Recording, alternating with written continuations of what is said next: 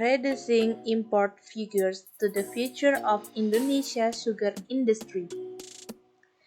Sugar is one of the most important food commodities for humans around the world. Sugar provides benefit for human life, in addition to benefits for the body. But sugar also provides great benefit for human life, starting from the initial process of making sugar. The Indonesian sugar industry has been shocked recently. The price of sugar in the world market has dropped significantly, and the import sugar cannot be controlled properly. Domestic sugar production is increasingly unable to meet consumption needs, so that the shortage must be covered by import sugar, which has continued to increase from year to year. The government's policy change toward the sugar industry took place very drastically in 1990 and 1998. Indonesia abolished the sugar import monopoly that had been carried out by Bulog to become a general importer, and the freedom for sugar belonging to farmers or sugar factories to sell sugar to the market. Likewise, the TRI or People's Sugar Cane Intensification programs was stopped. So farmers were free to choose profitable crops to plant in the fields. With the exception of credit, almost all input subsidies were removed. The government sets the sugar tariff at 0%. Since then, sugar industry has become increasingly with the world market, meaning that any price fluctuation in the international market will have a direct impact on the sugar industry and sugarcane farmers. The price of sugar continues to decline and has had a negative impact on the income of sugarcane farmers and sugar factories.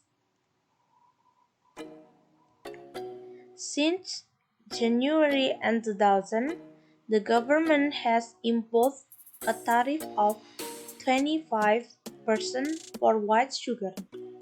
However, the effective tariff must be lower due to mismanagement in the implementation of the policy. The government has protected heavily the sugar industry for a long time, and when the monetary crisis came, almost all of them were abolished. Since then, the inefficient sugar industry directly faced competition with the more efficient sugar industry. A number of experts regret the government's policy of liberalizing the sugar industry too quickly, so that it has hit not only sugar factories but also sugar farmers and has had a wide impact on the sustainability of the domestic sugar industry. Based on a quote from Tirto.com, Thursday, 14 April 2000. The price of combustion sugar has jumped dramatically in the midst of the coronavirus or COVID-19. This happened after the government implemented a large-scale social restriction or PSBB policy, which was enforced in a number of areas, particularly Jabodetabek. The director General of Small and Medium and Miscellaneous Industry or ICMA of the Ministry of Industry, Gati Wibawaningsih, also complained about the rising sugar price. He explained that the operation of small industry were distraught because the price of sugar production needs had risen. In fact, there is a limit to the purchase of combustion sugar, a maximum of 3 kilograms. If we want to buy large bulk packs, we have to do it at distributors and in large quantities. The Minister of Trade, Agus Suparmanto, claimed that the increase in sugar price that occurred in the community was one of the impact of the spread of the coronavirus throughout the world.